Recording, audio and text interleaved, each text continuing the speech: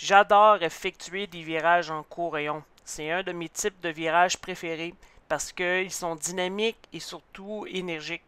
Dans le cas présent, ce que j'essaie de faire, c'est des virages ronds dans le but d'enchaîner d'une courbe à l'autre.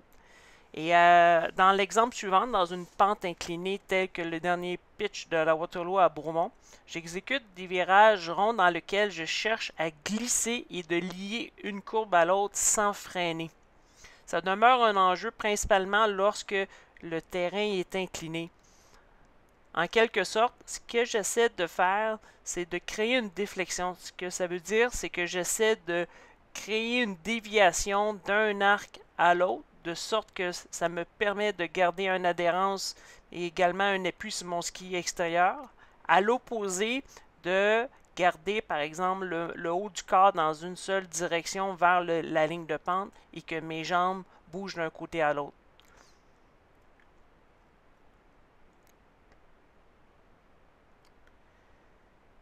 Évidemment, en court rayon, un aspect qui est important, c'est de s'assurer une indépendance entre le haut et le bas du corps afin de tourner les jambes.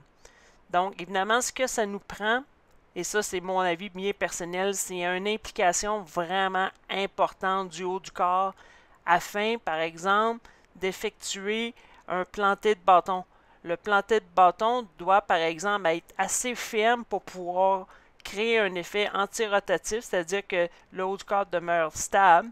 Et l'engagement du planté de bâton permet également de rediriger les skis dans une prochaine courbe. Autrement dit, moi, quand je fais des courts rayons, mon planté de bâton demeure ferme, mais également très actif. Donc, par exemple, ici, le planté de bâton me permet de bloquer le haut du corps, rediriger les jambes dans la prochaine courbe.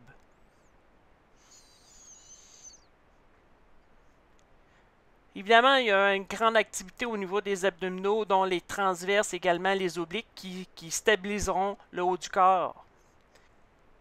En terminant, ce sont des virages que j'adore effectuer, dans lesquels j'essaie de demeurer constamment vigilant, également attentif. Ceci va me permettre de vraiment être proactif afin de garder mes virages constants et de dominer le terrain.